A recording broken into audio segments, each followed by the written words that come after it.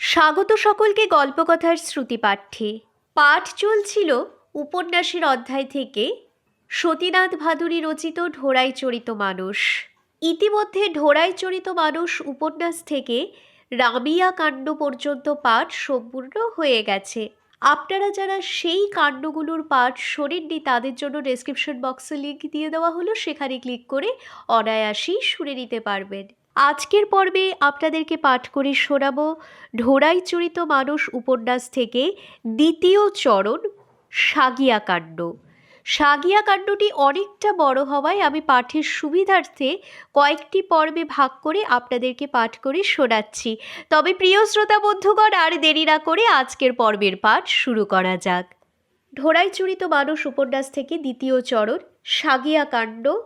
ঢোড়াইয়ের জমি ও জাতের রাজ্যে আগমন।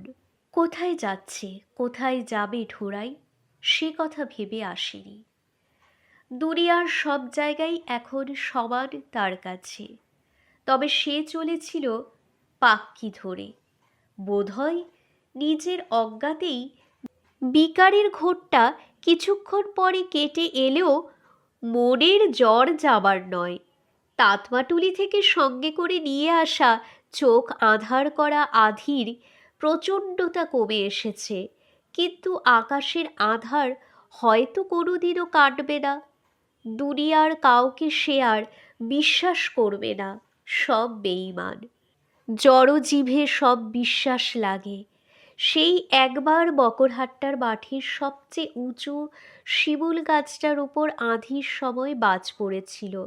গাছের মাথাটা যেন এক কোপে একেবারে পুচিয়ে কেটে নিয়ে গিয়েছিল। কন্ধকাটা গাছটা এখনো দাঁড়িয়ে আছে। দমকা রাগের আঁধির মধ্যে নিজের অপমানের কথাটা এতক্ষণ ভালো করে ভাববার সময়ই পায়নি। তার রামিয়া হয়ে গেল অন্য লোকের, নিজে ইচ্ছা করে। ভিতর ঘূর্ণা, অর্থাৎ ভিতরে ঘুণ ধরা, যার মনের কুটিলতার কথা বাইরে থেকে দেখে বুঝবার উপায় নেই। হারামজাদি কোথাকার। ঢোল গবার শূদ্র পশু নারী, অর্থাৎ তুলসীদাস থেকে ঢোল গবার অর্থাৎ দুর্বিনীত লোক শূদ্র পশু নারী, এদের সবসময় মারের উপর রাখতে বলেছে রামায়ণে। প্রথম থেকে যদি এ কথা সে মনে রাখত, কি ভুলেই করেছে সে রামায়ণের কথা না মেনে। তার বলজ্জোড়ার চাইতেও সে অনেক বেশি ভালোবাসত রামিয়াকে। বলজ্জোড়া কেন, বউকা বাবার চাইতেও। রামিয়ার জন্য সে বউকা বাবাকেও ছেড়েছিল।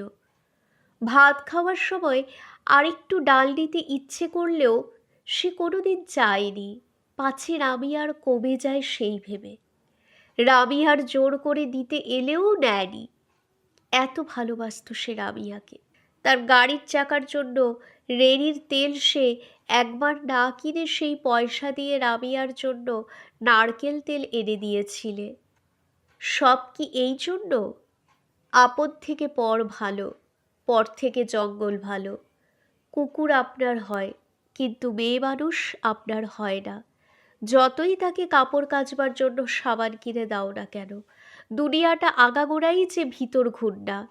ভালো কিছু নেই, তাই না ভালো লোকেরা সব চলে যায় অযোধ্যা যেতে। সে হাড়ে হাড়ে চিনেছে মেয়ে মানুষ জাতটাকে। দুখিয়ার মা রামিয়া, যে কোনো মেয়ের সম্পর্কে সে এসেছে সব ওই একরকম। মুখে এক আর মনে এক। তাঁতপাদের মধ্যে বাওয়াই এক শাদি করেনি, সেই জন্যই সে বেঁচে গিয়েছে। অযোধ্যাজিতে যেতে পেরেছে। অযোধ্যাজিতে এখন বাবার কাছে যেতে পারলে একটু মনে শান্তি পেত। বাবা আবার তাকে ছোটবেলার মতো কাছে টেনে নিত। শরবত অর্থাৎ এক প্রকার সুগন্ধ ঘাস, লেমন গ্রাস, এর পাতার গন্ধের চাইতেও তার ভালো লাগে বাবার জটার গন্ধটা। ঘুঁটোর ছাইয়ের চাইতেও ভালো গন্ধ, হাওয়া গাড়ির গন্ধটার চাইতেও ভালো। কতদূর এখান থেকে অযোধ্যাজি? সেই মুঙ্গের জেলার কাছে। একটাও পয়সা নেই সঙ্গে, না হলে টিকিট কাটত সে অযোধ্যাজির। তাঁতপাটুলিতে তার বাড়ি, গাড়ি, বলদ। জিনিসপত্র রয়েছে, কত টাকা পেতে পারে তা বেচে, কিন্তু এ মুখ আর যে তাঁতমাটুলিতে দেখাতে পারে না। খাক সাধভূতে তার সম্পত্তি লুটে পুটে, পঞ্চরা যাকে ইচ্ছা দিয়ে দিক, বলদ বেচা পয়সা দিয়ে খেলে আসুক সাময়ুরটা জুয়ো নেপালে, তার গাড়ি বিক্রির পয়সা দিয়ে মাখুক রামিয়া জবজবে করে নারকেল তেল, ওই কটা মর্কটটার বুকে ঢলে পড়বার আগে। ঢোড়াই তার থেকে এক পয়সাও চায় না। কি কুক্ষণেই যে বাবা উকিলবাবুর কাছ থেকে টাকা পেয়েছিল, ওই টাকাটাই হলো ঢোড়াইয়ের কাল, ওটা ছিল বাবার হকের টাকা। তাই না সে ওই টাকা দিয়ে অযোধ্যাজিতে যেতে পারল? কিন্তু ঢোড়াইয়ের ওই টাকার উপর কোনো হক ছিল না, সেই জন্যই না ওই টাকা দিয়ে কেনা একটা ঔরত তার জীবনটা জ্বালিয়ে পুড়িয়ে খাক করে দিতে পারল। এই রকমই হয় দুনিয়ার সব জিনিসের ফলাফল সকলের উপর কখনো কি একই রকম হয়? খাক তো দেখি তাঁতমারা মুসলমানদের মতো মুরগির আন্ডা, কুষ্ঠ বেরিয়ে যাবে গায়ে, আর সে ওই পয়সার উপর লোভ করবে, লাথি মারে সে অমন পয়সায়, বাঁ পায়ের বুড়ো আঙুলটা জ্বালা করছে, হয়তো কেটে গিয়ে থাকবে পাথরে ঠোকর লেগে। এতক্ষণ খেয়াল করেনি। না না, কাছে পয়সা থাকলেও সে যেত না অযোধ্যা যেতে। বাবার কাছে মুখ দেখাবে কেমন করে? বাবা অনিচ্ছা সত্ত্বেও সম্মতি দিয়েছিল এ বিয়েতে, তার জিদ দেখে কেবল বাবা কেন, কোনো চেনা লোকের সঙ্গে সে আর জীবনে দেখা করবে না। কি করে সে মুখ দেখাবে? একটা পিঁপড়ের সমান মেয়েকে সে সামলাতে পারেনি, এমনই মরদ সে। একটা বিড়াল চোখা বিট পালকের কাছে সে হেরে গিয়েছে। যে কথা শুনবে সেই মুখ টিপে টিপে হাসবে তাকে দেখে। সে রুগ্ন নয়, কমজোর নয়, গায়ের জোরে পারবে তার সঙ্গে সাময়ুর? বড়দের বাচ্চা হলে সে আস্ত ঢোড়াইয়ের সঙ্গে লড়তে, পিষে শেষ করে দিতে পারে সে সাময়ুরকে। আঙুলের মধ্যে টিপে মেরে ফেলে দিতে পারে ছাড় পোকার মতো, আর উঠতি জোয়ানির মুখে তারই সঙ্গে গেল হেরে। কারো কাছে হার মানবার ছেলে সে নয়, কিন্তু রামজির সঙ্গে লড়াই করা চলে না, তাই সে হার মেনেছে তাঁতমাটুলির সমাজের কাছে, পরাজয় স্বীকার করেছে সাময়ুরের কাছে। সেই জন্যই না সে পালিয়ে এসেছে তাঁতমাটুলি থেকে। যে সমাজের মাথাদের সে একদিনও নিঃশ্বাস নেওয়ার ফুরসত দেয়নি, সেগুলো সুযোগ পেয়ে রুখে দাঁড়িয়েছিল তার বিরুদ্ধে। ডালের মধ্যে মাছি পড়লে যেমন করে তুলে ফেলে দেয়, আঙুলে করে তেমনি করে তারা দূরে ফেলে দিয়েছে ঢোড়াইকে। সিঁদুর আর গাঁটের টাকা দিয়ে কেনা বউ কি পাক্কির ধারের গাছের পাকা আম, যে যার ইচ্ছে পেরে নেবে? তার দোরগোড়া থেকে গরুর গাড়িখানা দিয়ে দিতে পারত পঞ্চরা সাময়ুরকে, হয়ে যেত তাহলে একটা রক্তারক্তি কাণ্ড তাঁতমাটুলিতে। কিন্তু এখানে যে ছিল গোড়ায় গলদ, আমটাই যে ছিল পচা পোকারে। খালি বুড়ো আঙুলটা নয়, পায়ের তলাটাও জ্বলতে আরম্ভ করেছে। দাবিয়ে রাখতে না পারলে রাস্তায় পাথরগুলো পর্যন্ত দাঁত দেখায়। তার আবার মেয়ে মানুষ। তাকত দিয়েছেন রামজি তার শরীরে। একটা চনমনে ঔরতকে সামলাতে পারেনি সে শরীরের তাকত সত্ত্বেও, কিন্তু একটা পেট সে যেখানেই থাকুক হেসে খেলে চালিয়ে নেবে। এক্কেবারে একা সে দুনিয়ায়। তার মন চেয়েছিল বাঁধা পড়তে, কিন্তু তার কপালই আলাদা। ছোটবেলা থেকে সে দেখে আসছে, নইলে তার মা তাকে পর করে দিয়েছিল, নইলে ভারী গা অর্থাৎ সন্তান সম্ভবা স্ত্রী তাকে ছেড়ে চলে যেতে চায়। ভারী গা, সেই যেটা আসবে তার উপর পর্যন্ত কোনো অধিকার তার থাকলো না। তার মন বলছে যে সেটা নিশ্চয়ই হবে ছেলে, সেটা শুদ্ধ হয়ে যাবে সাময়ুরের। জল চড়াবে অর্থাৎ তর্পণ করবে ঢোড়াইয়ের বাপ ঠাকুরদাকে নয়, কতকগুলো ধাঙরকে, হয়তোবা গলকট্টা সাহেবের পীড়িতকে। এ জন্ম তো গিয়েছেই, পরের জন্মও তার অন্ধকার। বিনা দোষে তাকে নরকে পচে মরতে হবে, আর জল পেয়ে যাবে আজন্ম কিরিস্তান সাময়ুরটা। নিজের ক্ষমতার বিশ্বাসটুকু কাল রাতে শিকড়শুদ্ধ নাড়া খেয়েছে, তাই আক্রোশে বিষিয়ে উঠেছে তার মন। জাতের উপর, সমাজের উপর, দুনিয়ার উপর। ক্ষমতা থাকলে সে এখনই চুরচুর করে ফেলে দিত এটাকে। রামজি কি জেনে শুনেও লোকের উপর অবিচার করেন? ছি ছি, এ কি ভাবছে সে? সীতারাম সীতারাম, সারা রাত একবারও বসেনি সে। রোদ্দুরটাও আস্তে আস্তে গরম হয়ে উঠছে, পার চলতে চায় না। তাতমাটুলি থেকে অনেক দূর চলে যেতে চায় সে, যত দূরে পারে। রোদ্দুরে গা দিয়ে ঘাম ঝরছে। জল তেষ্টাও পেয়েছে। নিজের মনকে সে বোধহয় অনেক দূর চলে এসেছে তাতমাটুলি থেকে।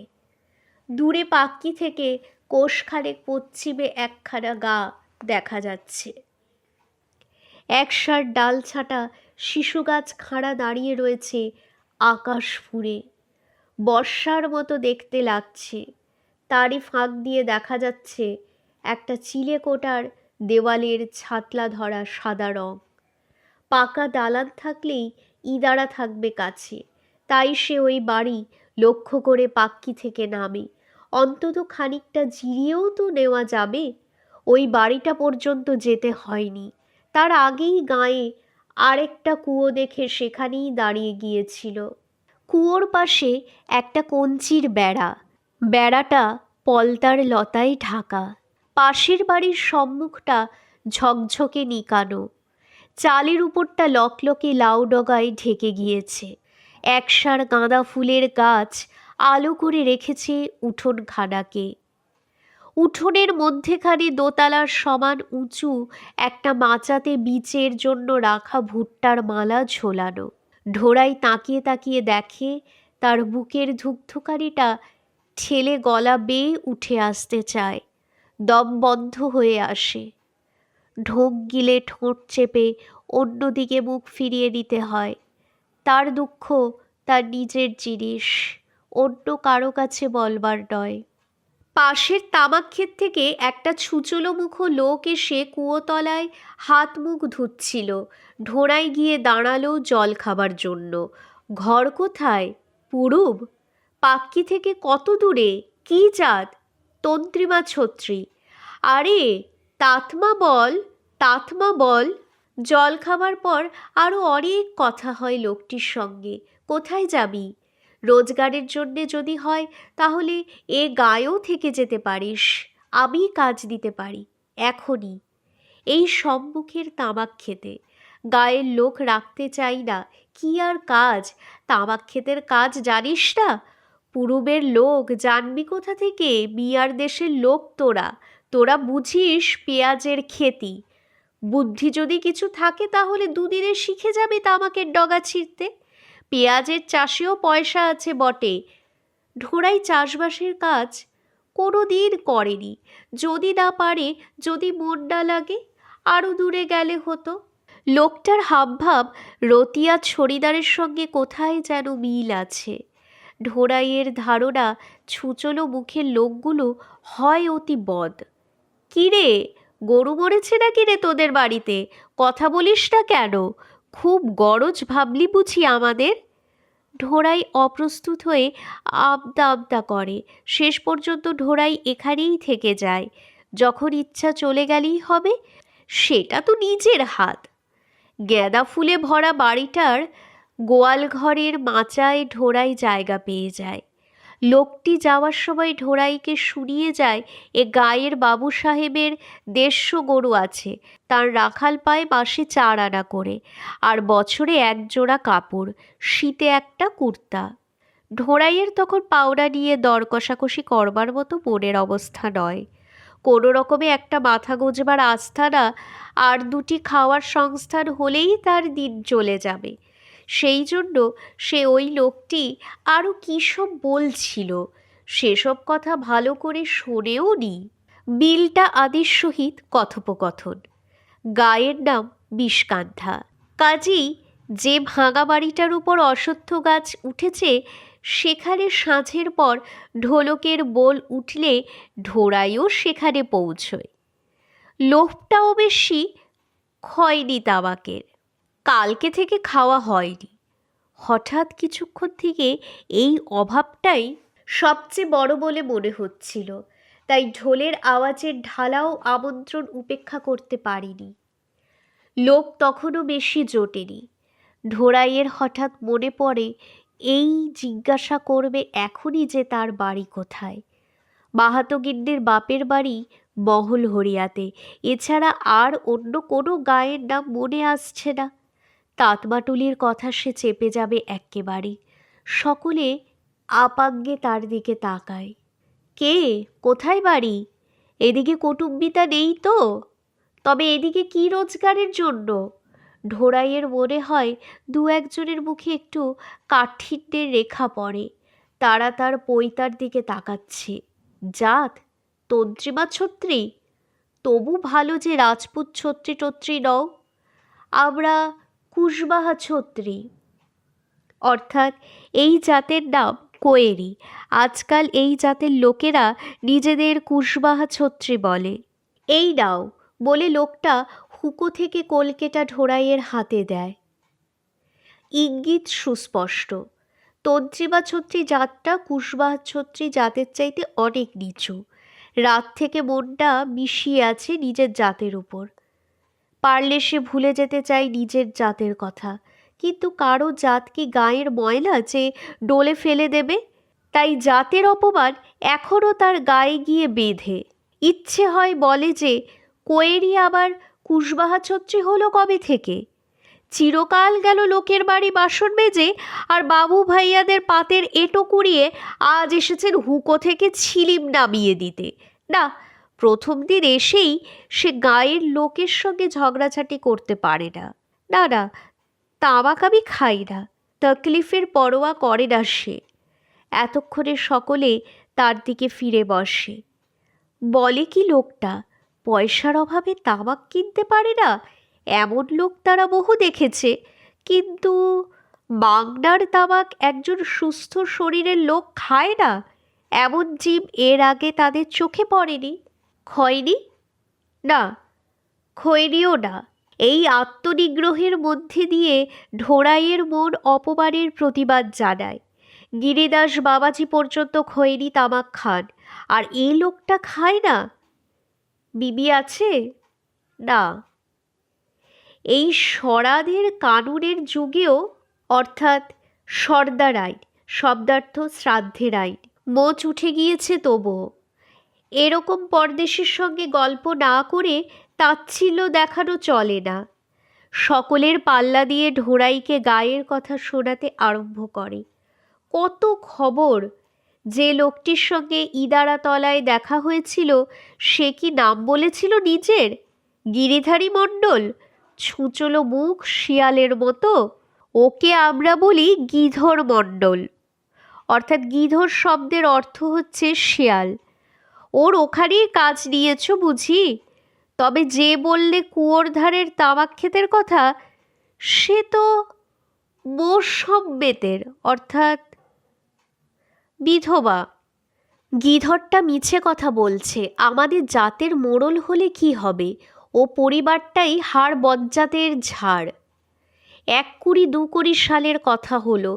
এই বুড়হা দাদাকে দেখছো? এর তখনও কোমরে নেংটি ওঠেনি, তাই না বুড়হা দাদা?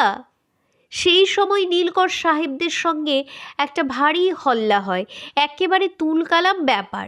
বিলসন সাহেবের কাটা মাথা পাওয়া যায় থানার বারান্দায়।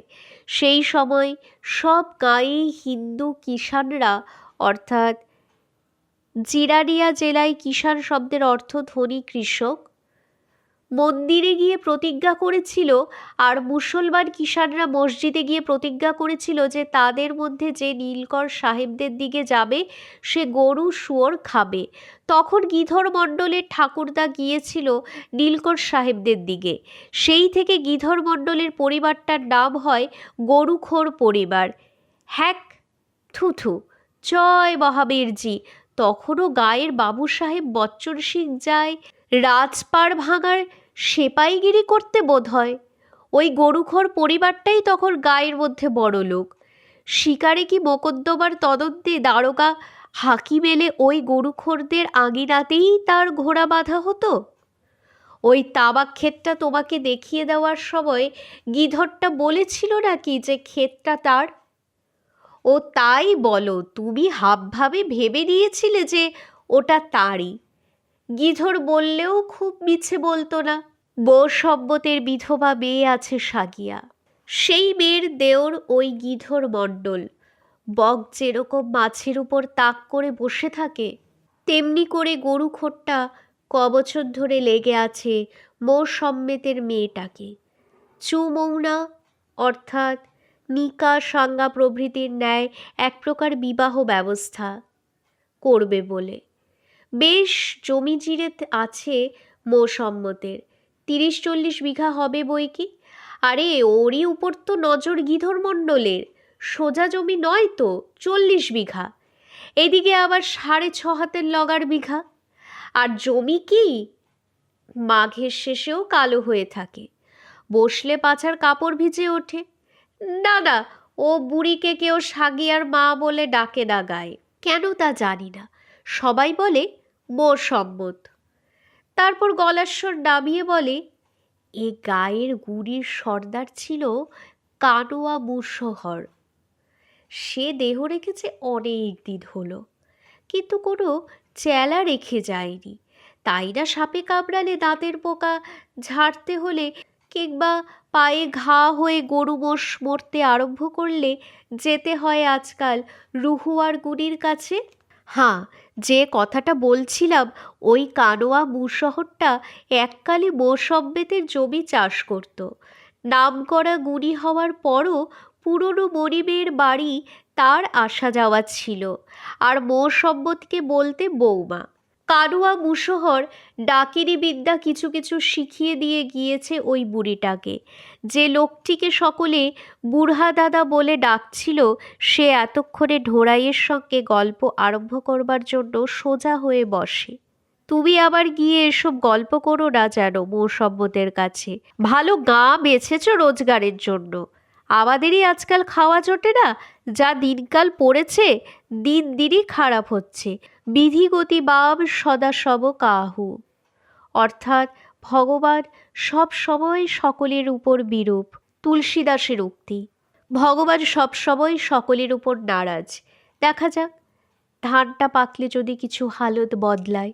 যে ছেলেটি ঢোলক নিয়ে বসেছিল সে ঢোড়াইয়ের বয়সী, দুষ্টুমিতে ভরা মুখ। সে বলে, এই আরম্ভ হলো বুড়হা দাদার নাকি কান্না। সন্ধ্যাবেলা একটু হাসি তামাশা ভজন কীর্তন হবে, তাও এই বুড়োর জন্য হওয়ার জো নেই। চুপ কর বলছি বিলটা। পরদেশি লোকের সম্মুখে অমন লবর লবর কথা বলবি না বলছি। ঢোড়াই অবাক হয়, এখানে পঞ্চায়েত আর বুড়োদের তাকাত এত কম দেখে। বিলটা বুড়াহা দাদার কথা বন্ধ করবার জন্য দমাদম ঢোলক বাজাতে আরম্ভ করে। তারপর গানের কলি আরম্ভ করে। বাকি সকলে ধুয়ো ধরে। জমিদারির সেপাই এসেছে খাজনা নিতে রে বিদেশিয়া। সকালবেলা ধরে নিয়ে গিয়েছে ভাসুরকে রে বিদেশিয়া। বেঁধে রেখেছে তাকে কুঠি খুঁটিতে রে বিদেশিয়া। থালাবাটি নিয়ে যা সেপাই বাকি খাজনার দাবিতে। তা নয়, সেপাই আসে রাতের বেলায় জ্বালাতে রে বিদেশিয়া। মহাবীরজিকে প্রণাম করে গান শেষ হয়।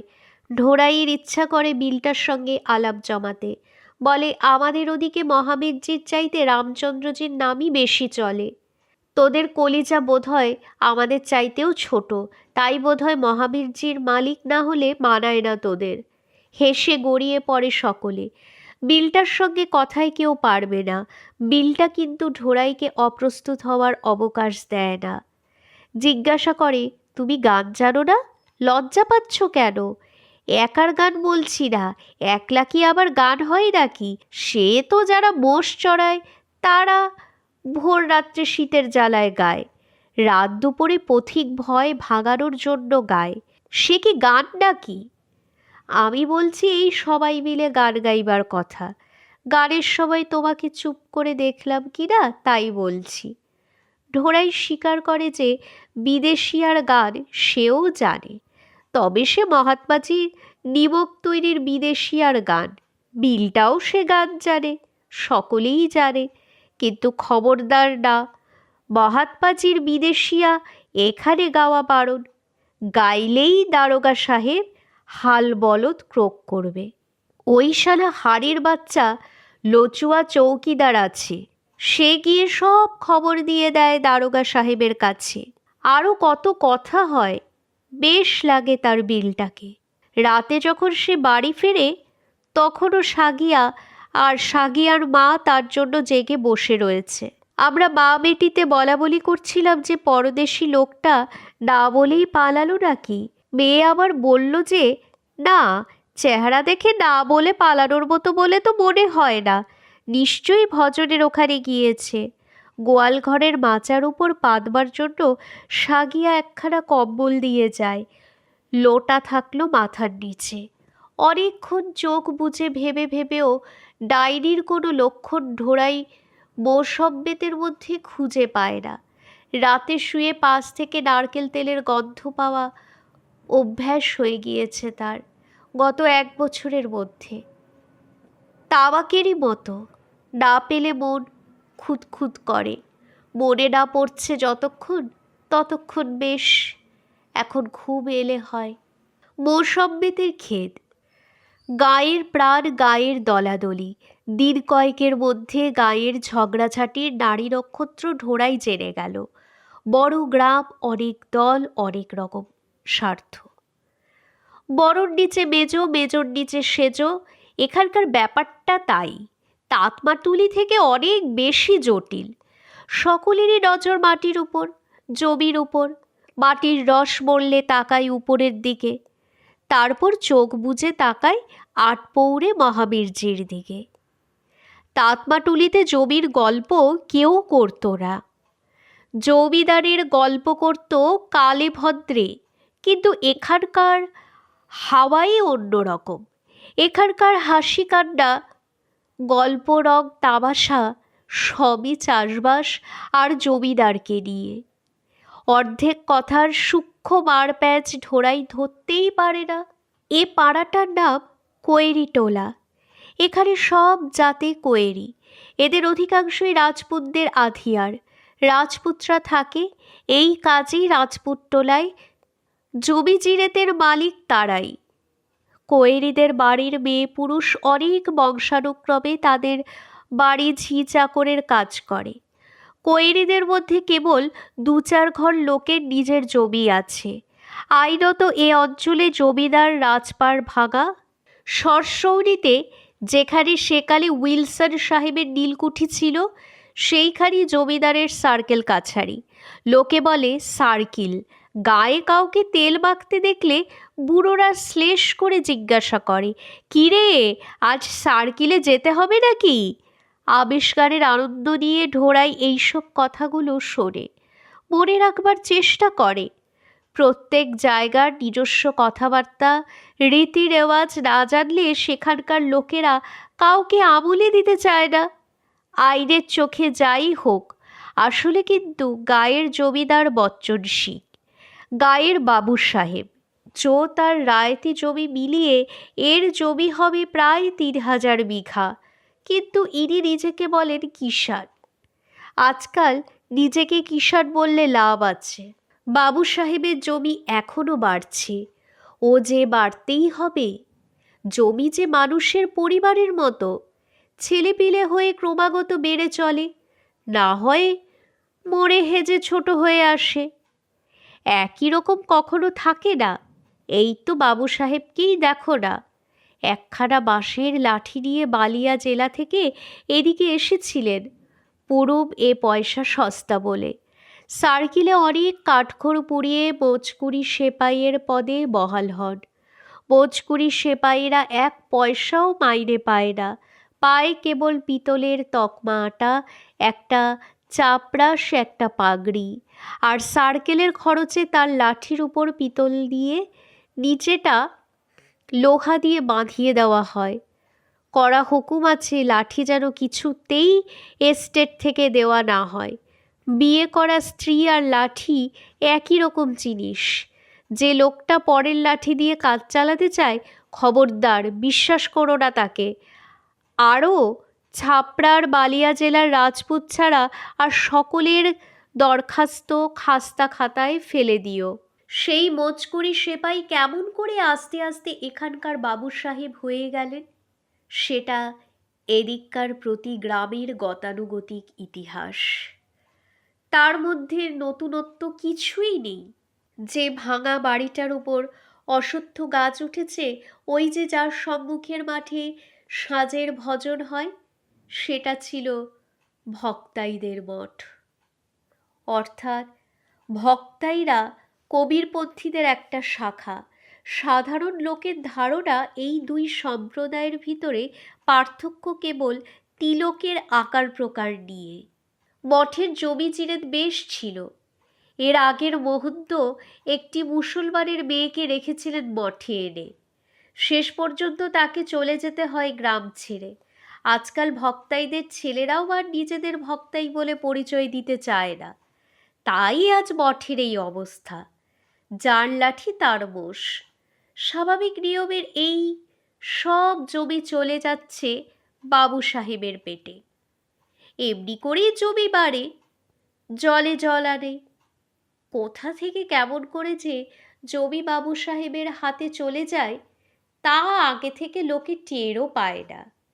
গায়ের ডাইনি বুড়ি পর্যন্ত তার হাত থেকে নিজের জমিটুকু বাঁচাতে পারবে বলে ভরসা পায় না। হাজার হলেও মেয়ে মানুষ পারে পেটের ছেলে ধরতে। সে কৃপাটুকুও করেনি রামজি। এমনি আমার বরাত দেওয়ার মধ্যে দিয়েছিলে তো কেবল ওই সাগিয়াকে। কাছে রাখবো বলে গায়ে ঘরে বিয়ে দিয়েছিলাম। বিয়ের পরে 5 বছরও সিঁদুর থাকলো না কপালে মেয়েটার। নিজের ভাতার পুত অনেককাল আগেই খেয়ে বসেছিলাম।